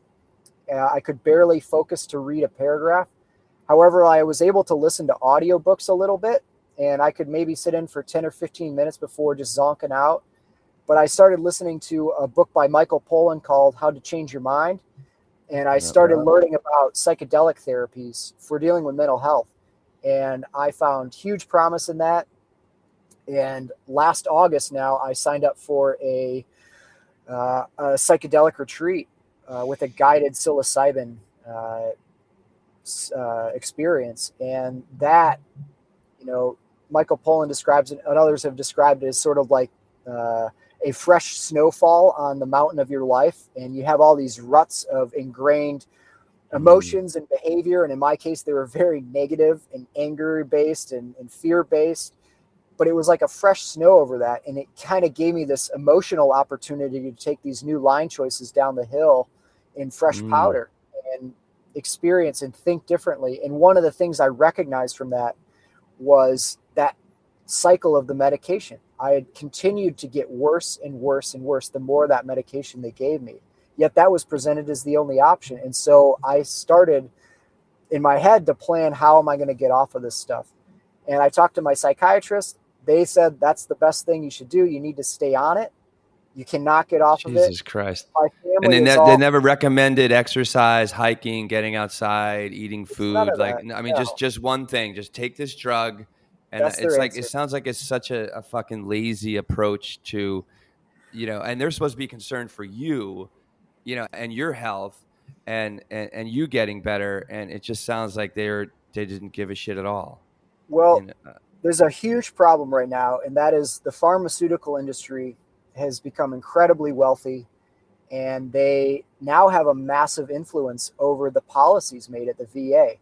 Talking to guys that are high up in the levels of the VA, they know that there's an overuse of pharmaceutical drugs, but the pharmaceutical industry basically gets to decide the policies that are made and implemented for the VA and through a lot of other aspects of our healthcare system. And because they're so influential in Washington and with their lobbyists and their massive media campaigns and all the influence that comes with that wealth, unfortunately, that's the go-to at the VA is pharmaceutical treatments. And a lot of money is going into paying for those drugs and going into their pockets. But the real treatments, the things that actually get people better, are just not available. And so I kind of had to go out and start finding these things on my own. I started a largely plant-based diet. I started a lot of regular exercise. Despite Seroquel, you're not supposed to exercise while you're on that drug, which is just completely crazy. Of course you're not, because then you're going to start to get better. And, exactly. And so little by little, I just started fighting for myself and ignoring the VA doc. My family was kind of scared because they thought, oh God, here's a psych patient with severe mental health issues trying to get off his medication. And they're listening, these psychiatrists are just eating these medical journals up that are written essentially by the pharmaceutical industry to keep people prescribed on these drugs. And it's kind of a broken system where they're able to referee themselves. There's actually a really good book out called I think it's called Sickening: How Big Pharma Broke American Healthcare by Dr. John Abramson. And it's all about how the pharmaceutical industry essentially gets to referee themselves in the world of the medical journal. And so they'll do these big, extensive, double-blind placebo tests, but then they get to do their own interpretation of the data from those, and their data analysis that they get to do themselves gets submitted to the medical journals for peer review. And so essentially they get to cherry pick the information they want and submit that to the peer reviewers. And in many cases, they've ignored terrible side effects and all these adverse reactions and just taking them right out of the studies before they're peer reviewed. So they're essentially refereeing themselves and publishing what they want in these medical journals. And that's what the doctors are reading. And so many of the physicians are just so misled. In our country, it's a huge problem because pharmaceutical treatment is like the answer for a majority of our healthcare. And you can see the tentacles of the pharmaceutical industry and the role they're playing in that is good for their business model, but it's not good for our health in any way. And I'm not saying all pharmaceuticals are bad. You know, insulin is pretty important for people. There's treatment options that are good there, but there's such an overprescription, especially of our psych treatments, are just abysmal. I'd say this, the same for the food industry. The marketing of sugar and the different foods that are zero good for us. All the zero sugar sweeteners that are out there, and we're basically poisoning our bodies. So, but I don't want to get onto another tangent there that I don't want to take us down one. But let's come back to the the psychedelic journey, the psychedelic healing that you did. Did you do that through any particular veteran organization, or did you just go out on your own and do that? So the initial one I just found on my own, and then I put together a fundraiser page for an organization called Warrior Angels Foundation. I had reached out to Vet Solutions, Marcus and Amber Capone. They run these psychedelic retreats for veterans to heal. Now, I'm not a 2-time combat veteran, and I'm not from the special operations community, so I didn't really qualify for their program. But they put me in touch with Warrior Angel Foundation, who was putting on an event called the 4x4x48 Challenge out in Texas. And that's from the mind of David Goggins, a pretty famous Navy SEAL who takes the idea of the challenge was every 4 hours you run 4 miles for 48 hours straight. So you end up running 48 miles in the course of 2 days. And I put together a fundraiser page telling about my experiences, and they saw it on their website and it just took off, and I had gotten a lot of donations. And before long, Adam and Andrew Marr gave me a call, the guys that run it, and were like, hey, we want you to come down to Texas and do the event with us. And I was like, awesome. And I went down there, and at this point I had just come off the pharmaceutical drugs on my own. My family is all very concerned, saying, you're doing the wrong thing. My VA docs are saying, you're doing the wrong thing. You need to get back on your medication. And I just kind of ignored them because I was starting to feel better. I was starting to be able to think again. I was starting to regain some of my function. I was feeling positive, and I was feeling, upbeat again. I was starting to feel myself just a little bit. And I went down to this event, and there were all these other incredible veterans there. I mean, that's where I met Vance McMurray, who put me in touch with you. And all these guys, a lot of special operations community guys, Green Berets, SEALs, Rangers, Navy spooks, and foreign military. I mean, there was a huge variety of just incredible people at this event. And every leg I would go out and I would run with a different person and talk to them and tell their stories. And everybody I was talking to there had a very similar experience to me, which was what we had a severe TBI or a TBI. A lot of these guys are from getting blown up for a career. In my case, it was impacting the sound barrier, but we had a TBI, and the treatment that we got was psych meds based, and it made everything worse and drove all of us into these psychoses, alcoholism, drug addiction. Like it was like the whole system was put in place to just destroy us. And we all recognized that there. And by hearing all these other guys' stories, it was hugely positive for me. It gave me hope. Like I am on the right path. Like I wasn't crazy. Like my family needs to listen to me. I'm not, and I finally wasn't on my own in this journey, it felt like. And through that, I made a lot of connections. I started, doing podcasts, and I started getting into these other organizations, this whole world of veteran nonprofit organizations that have been building up to fill all the gaps that are created by the poor healthcare system that veterans receive. And I got involved with the Warrior Angel Foundation, who finally got me on a nutraceutical protocol. They got my blood tested so I could see where my hormones were off, which is a very common issue with traumatic brain injury, is when your brain's not functioning properly, your hormones aren't being produced properly. And so my cortisol levels were jacked way up. And instead of producing all the other things my body should be getting, like testosterone and growth hormone, my body was just pumping out cortisol like it was going crazy. Right. So the that stress was hormone. Yeah. And I was just stuck in this permanent fight or flight mode. But by getting my blood looked at and actually getting evaluated at a physiological level, they were able to see where I had deficiencies and address them. And then I was already on a largely anti-inflammatory diet. I was already exercising, which are pretty crucial. But with the nutraceuticals and then addressing hormone imbalances, I was essentially creating an environment in my body that it could start to heal itself. And by that, I mean, I'm taking things that are anti-inflammatory, not only on my body, which was helpful for all my physical injuries there, but also for the physical injury in my brain. And by reducing the inflammation and then feeding it healthy fats from things like omega-3 fish oil, that was allowing my brain to heal itself and then have this healthy fat fuel to rebuild it. And with that, over the past several months now, I've been like regaining my mental function. Nice. I've been physically improving drastically, just getting off of Seroquel. I mean, I was trying to run and do stuff, but I was constantly winded. I could barely run a 10-minute mile, and I used to be able to run like a sub 5-minute mile.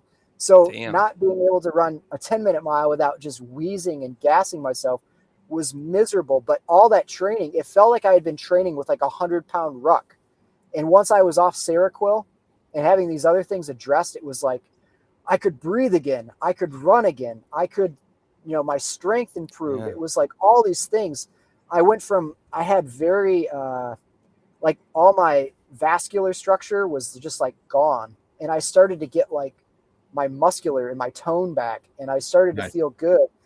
And so I've just been on this journey now since last March of actually getting real help. And I met a guy named Jesse Gould. He's a Jesse on the show. Jesse's the man.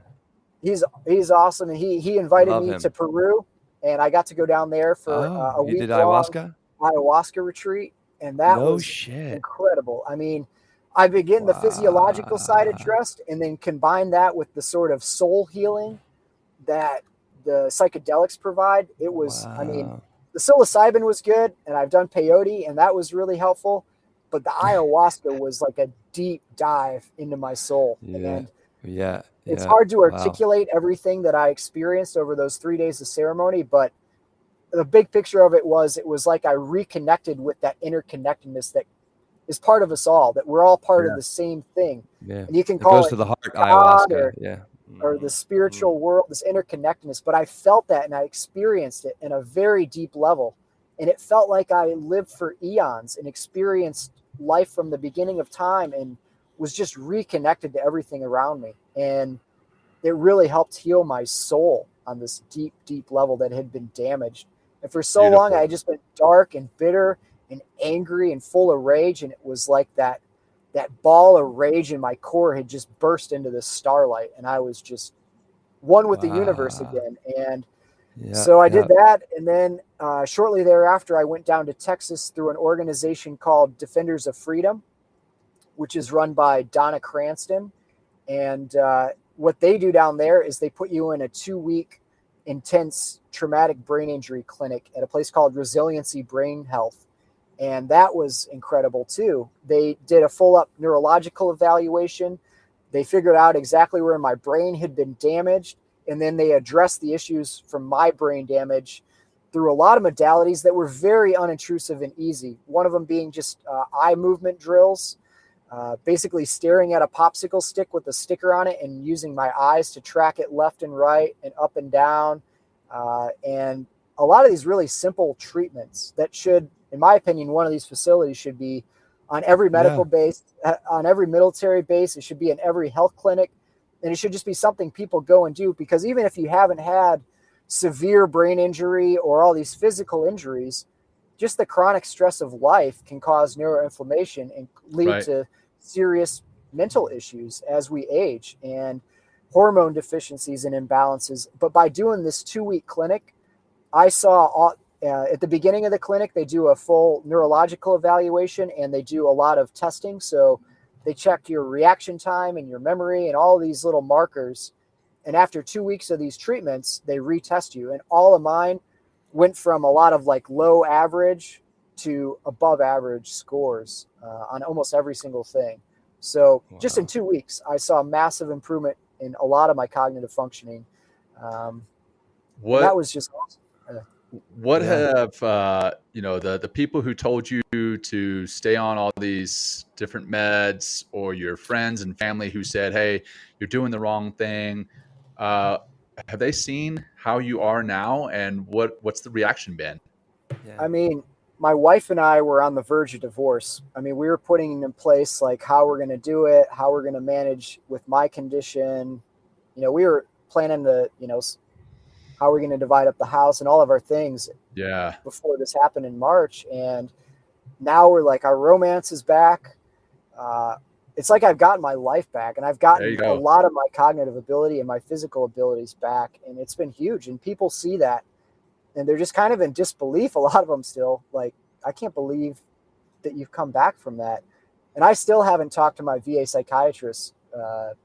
Please go see him. So and come back on the show and tell us what he said. But he's a great guy. Like, all my VA docs are great, but they don't realize how narrow their focus is, and that there's all these things out there. And unfortunately, a lot of the modalities I was doing at the brain clinic in Texas, they're intentionally being suppressed by the pharmaceutical industry because there's such a competition to their business model. And if people can go into a clinic like that and in 2 weeks not need to be on any of the meds anymore, like, that's a huge threat to them. And they are legitimately, they'll find some of these modalities and they'll use their clout, they'll use their means to destroy them. They'll buy these technologies up, disappear them.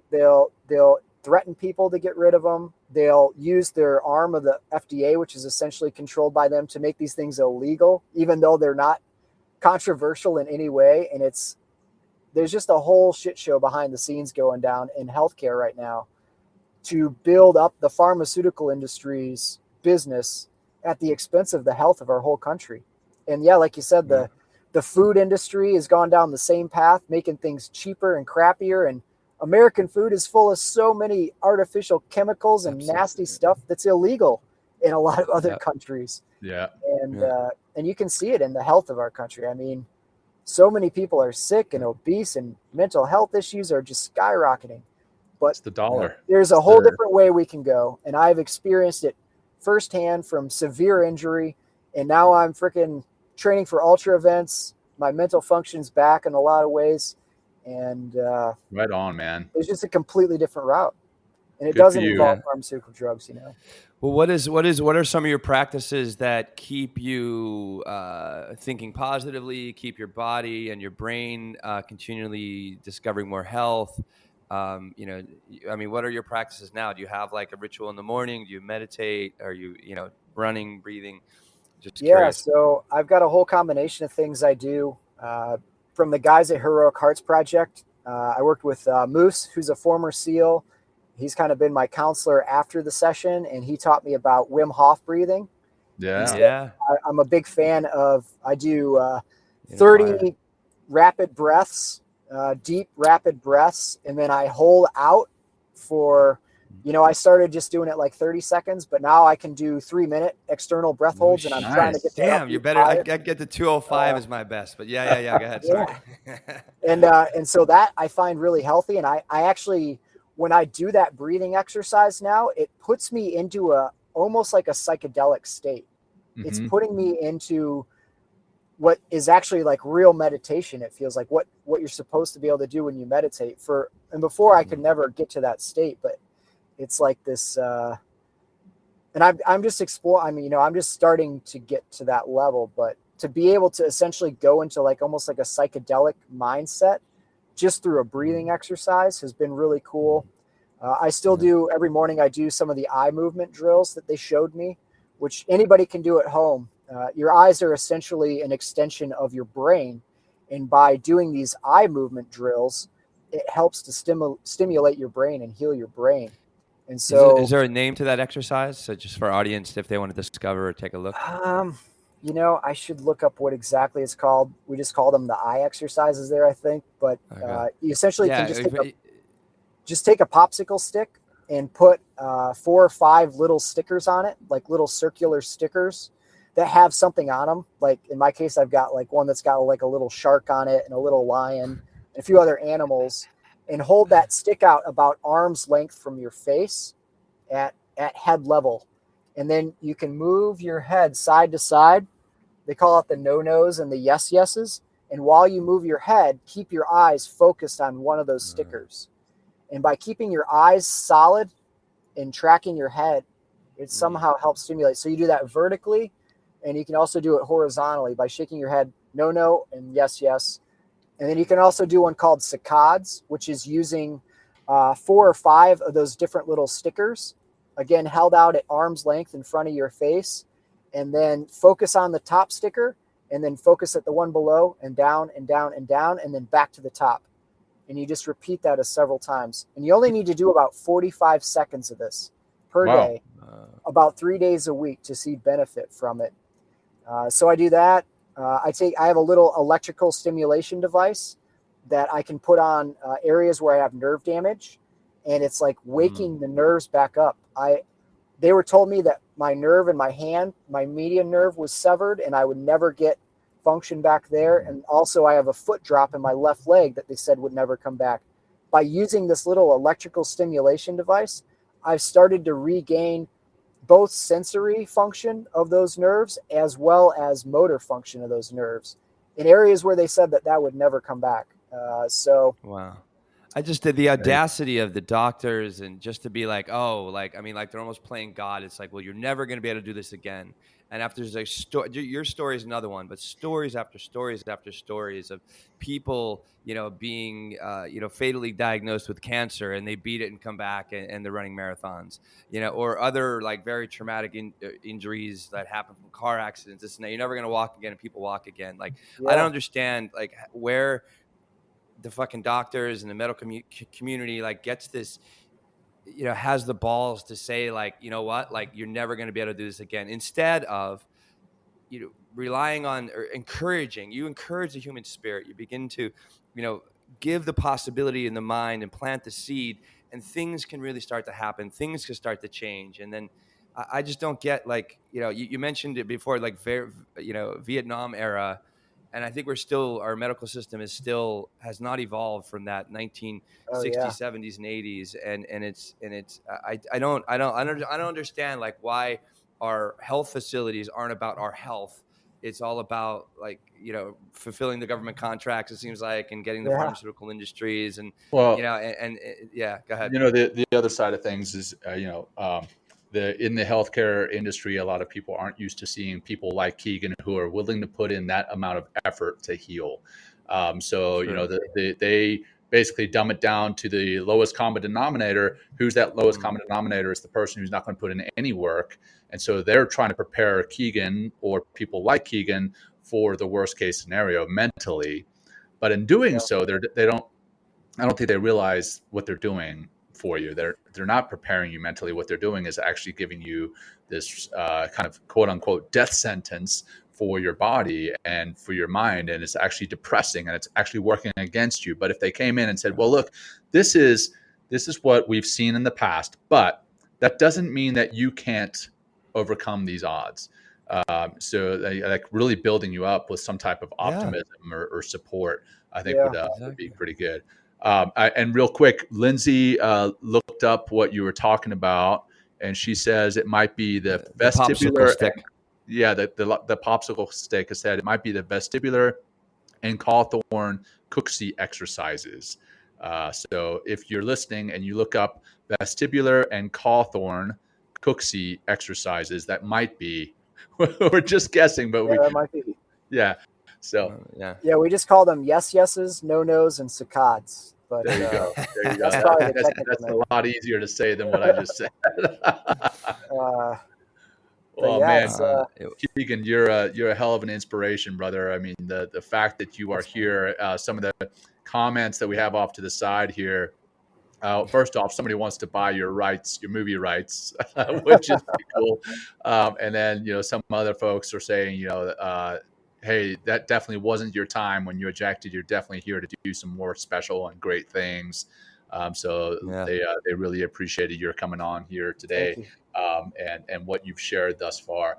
I want to respect your time, and I know we've been going 40 minutes past our original planned time. Doesn't matter. I love this. It's flown by. It's absolutely flown by, and I could talk to you all day. So, I want to turn it back over to you to see if there's anything kind of final words that you have to say, and then last thing is like how people can find you if they wanted to know more about you, your story, and connect with you.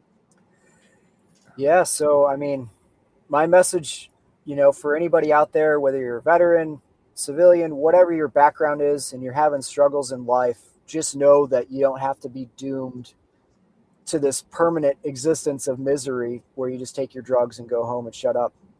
But you got to have hope, and you got to do the work to do that. And there's no easy pill that you can just take a pill and things are going to get better. You have to change your lifestyle. You have to change your food. And I don't mean you have to eat crappy diet carrot. Like, you don't have to just eat carrots the rest of your life. Like, the food I've relearned how to make now with all these veggies and plant-based things. And I'm a hunter, so I eat a lot of wild game that I get myself. And like, all these things are delicious and they're way better. And now I go to a lot of these restaurants that I used to go through and think were great. I'm like, man, this food sucks. Like, I discovered really healthy, nutritious, delicious food. Like, being on a healthy diet doesn't mean you have to eat terrible tasting things. In fact, it's the opposite. Diet, exercise. I've gotten into yoga. For anybody out there who's hesitant about yoga, like, I started going in Virginia Beach, and I started going to these hot yoga sessions, and the whole room is full of fit, attractive women in super nice, tight fitting outfits. And I would come back and be like, where were you at? I was like, I went to yoga. And they're like, oh, yoga, that's for chicks. And I'm like, okay, you can think that, but I had a great time. And I got good exercise, regaining flexibility and strength. And beautiful. And you get to use your breath. It's meditation. Yoga, that's what I teach a lot of times. So yes, thank you for plugging yoga. I appreciate that. You just got to kind of take control of your own health, and just know that there's other modalities out there and things that you can do. If you're on the veteran side of the house, there are increasingly more and more of these nonprofit organizations that are out there to help. People from Operation SMurF, they'll take you out surfing so you can kind of get a little soul recharge in the ocean. There's one called One More Wave out of San Diego, and they have like a group text. So you can be anywhere in the country and outside even, and get like a text group with other people that want to go out and go surfing with you. Wake for Warriors will take you out wake surfing. There's a bunch of them. They'll take you out hunting and on climbing expeditions. And then Vet Solutions for the psychedelic side of the house, Heroic Hearts Project for the psychedelic side with ayahuasca. Warrior Angel Foundation can get you going with some nutraceuticals and a blood test potentially. So there's a lot of ways to get out there. Defenders of Freedom is a really good one if you want to do a TBI clinic. You just got to start there's looking. Two here. We got Fair Winds and Following Seas. Sorry to cut you off, Kegan. Fair Winds and Following Seas are two other, I guess, veteran organizations that are kind of offering the same services. That's actually just a Navy saying. That's somebody signing off saying, "Hey, thanks." Oh shit! What the fuck do I know? Hey, all this good. Code. All this good, code. Man. Anyway, it's sorry, all the Kegan. Navy code. But yeah, just don't lose hope. There's other options out there, but you got to kind of take it upon yourself. And right on, man. I Yeah, agree. like I said, you've been an inspiration. Will, I'll turn it over to you for any closing comments, No, and then I'll wrap it up with a closing practice, brother.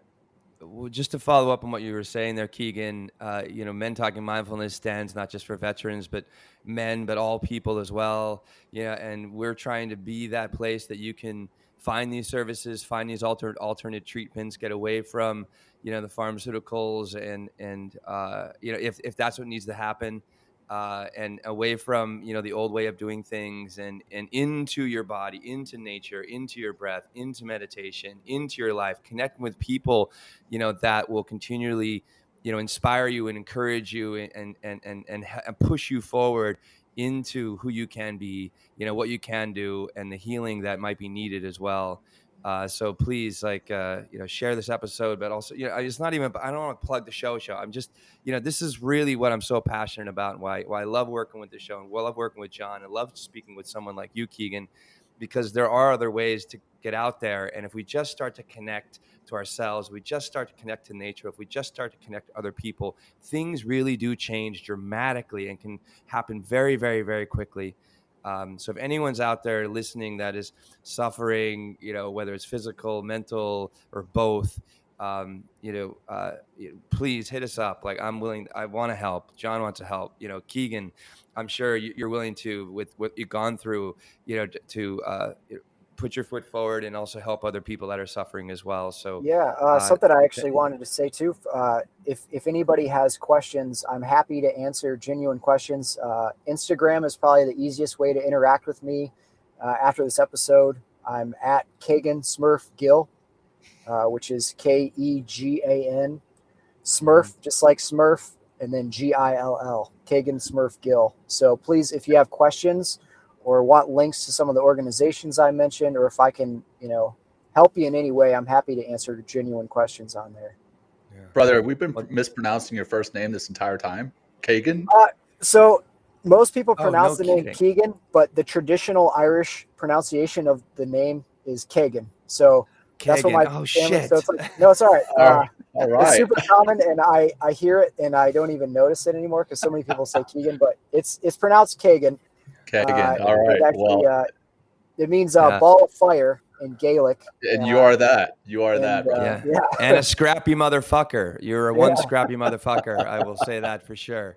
Hey, but thank John. Kegan. Yeah, Kegan. Thank you. Yeah, I'll take it away, man, with the grounding practice to wrap it up and call it a day. But yeah, thanks again for being here. Thank you. For our audience who's watching live and those who are listening later, go ahead and get into a comfortable position and whatever is safe and comfortable for you, whatever that may look like.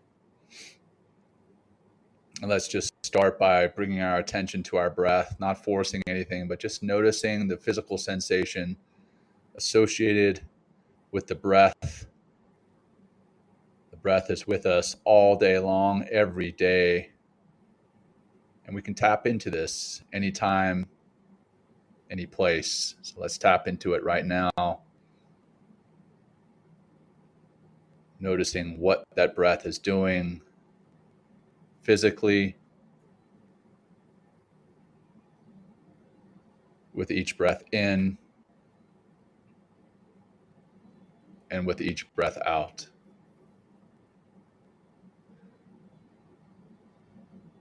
Notice how the air feels as you breathe it in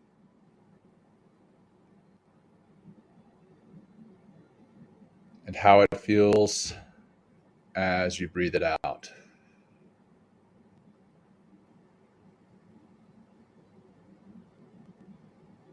And notice how you feel emotionally after listening to today's episode and everything that Kegan has been through. What emotions bubbled up? Note those. Don't feel the need to change them, but just sit with them.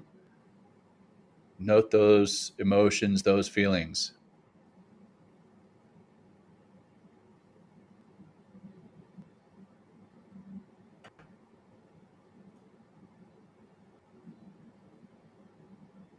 And we'll close together with 3 deep cleansing breaths.